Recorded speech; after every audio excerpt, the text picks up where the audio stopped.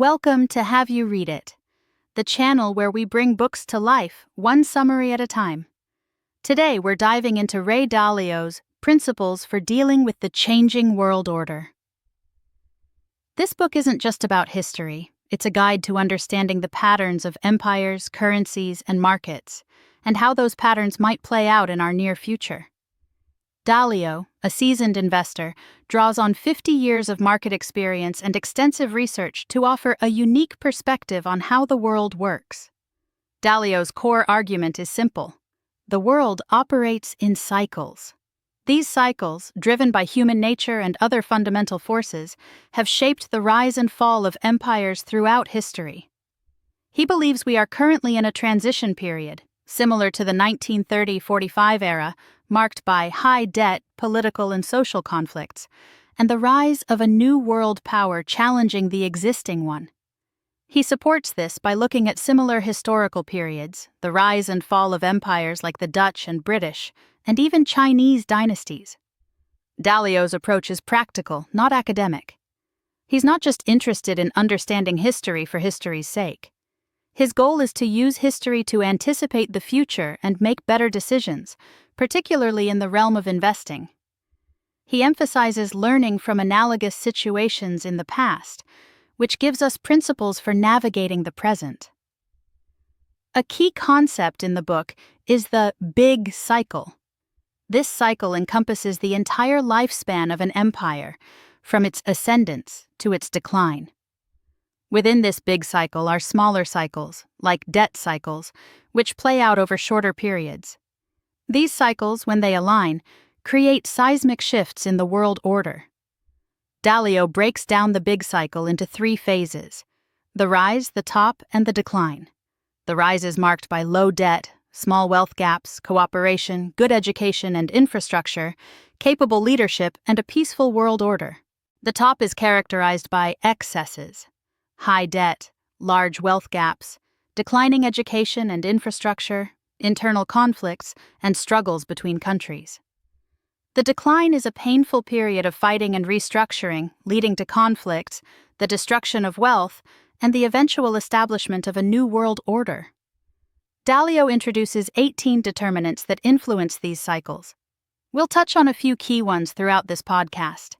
These determinants include education, competitiveness, innovation, economic output, trade, military strength, financial center strength, reserve currency status, geography, geology, acts of nature, culture, leadership, and more.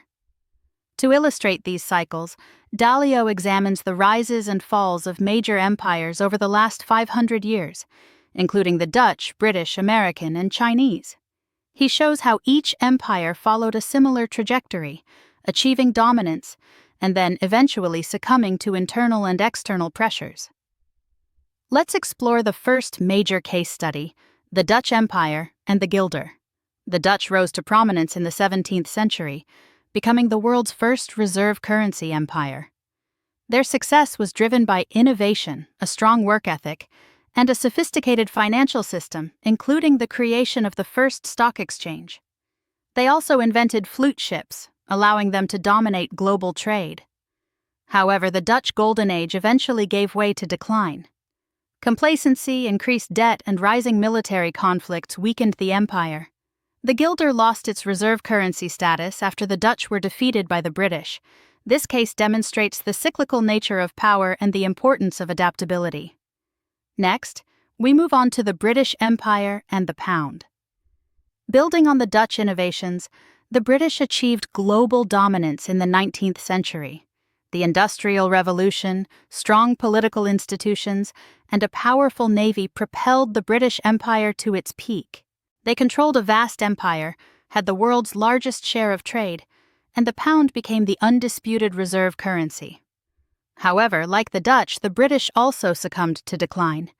Declining competitiveness, rising inequality, and the emergence of new rivals, particularly Germany and the US, weakened the empire. World War I significantly depleted British resources, and though victorious in World War II, the UK was left with massive debts. The pound gradually lost its reserve currency status, demonstrating once again the cyclical nature of power. Now let's examine the rise and fall of the United States and the dollar. The U.S. emerged as a global power in the late 19th and early 20th centuries, driven by the Second Industrial Revolution, strong economic growth, and innovation. After World War II, the U.S. became the world's dominant economic and military power, and the dollar replaced the pound as the world's reserve currency. Dalio argues that the U.S. is currently in relative decline, though it still possesses significant strengths in technology, military, and its reserve currency status. He points to high debt levels, large wealth gaps, and political polarization as key weaknesses. He highlights the 2008 financial crisis and the subsequent reliance on money printing as a critical turning point. Turning our attention to China, Dalio provides a sweeping overview of Chinese history, starting from the Tang dynasty around 600 AD.